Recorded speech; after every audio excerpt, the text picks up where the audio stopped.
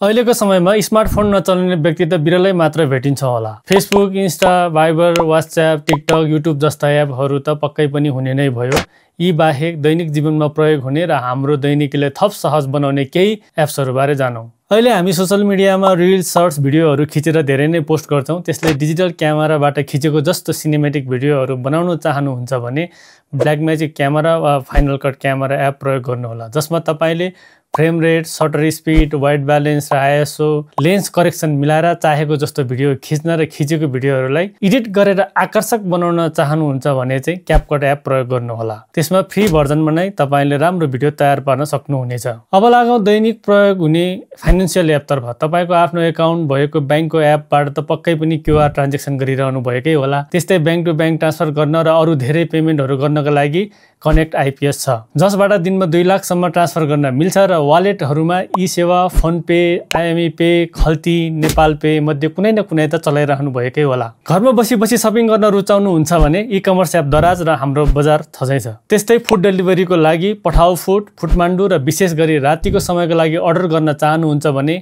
भोग लाग्यो एप र ड्रिङ्क्स र अल्कोहल मगाउनु परेमा चेयर्स अनलाइन एप। राइड सेयरिङमा धेरै एपहरू छन्। पठाओ, इनड्राइभ, टोटल, जमजम, ट्याक्सीमान्डु, सजिलो र इनड्राइभमा चाहिँ तपाईले बार्गेनिङ गर्न सक्नुहुन्छ र यी एपहरूमा बेला बेलामा अफरका साथै छुटहरू पनि दिइरहने हुँदा फेरि यी एपहरू प्रयोग गर्नुहोला। तपाईँ स्टक मार्केटमा रुचि राख्नुहुन्छ भने मेरो सेयर, हाम्रो सेयर र नेपाल सेयर। न्युजको लागि अनलाइन खबर नेपालको one of the most popular app भन्दा फरक नपर्ला र नेपाली सुपर एप हाम्रो पात्रो, जहाँ न्युज, ज्योतिष विज्ञानदेखि डाक्टरसम्म र सुनदेखि तरकारीसम्मको रेट, सपिङ, पेमेन्ट, गेटवे जस्ता सुविधा पाउनुहुनेछ।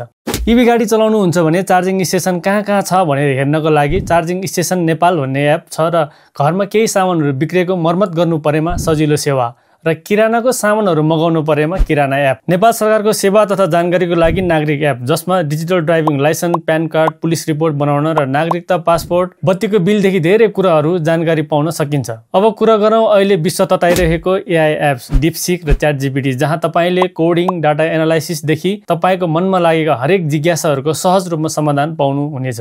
नचिन्ने नम्बरबाट कल, मेसेज आएर हैरान हुनुहुन्छ भने ट्रु कलर एप तपाईको लागि उपयुक्त हुन सक्छ। ट्रु कलर मार्फत तपाईको नम्बर पहिचान गर्न र नचाहिने कल, मेसेज ब्लक गर्न सक्नुहुनेछ। लोकसेवा, मेडिकल, इन्जिनियरिङ, इक्जाम प्रिपरेसनदेखि अनेक कोर्सहरू अनलाइन पढ्न चाहनुहुन्छ भने एम्बिसन गुरु मेरो स्कुल एपमा चाहिँ तपाईले क्लास 1 देखि 12 सम्मको सब्जेक्ट वाइज कोर्सहरू किनेर पढ्न सक्नुहुन्छ। र मैले यहाँ राख्न छुटाएका अरू कुनै एप जुन सबैले एकदमै काम लाग्छ जस्तो लाग्छ भने मुनि कमेन्ट सेक्सनमा लेख्न नभुल्नुहोला।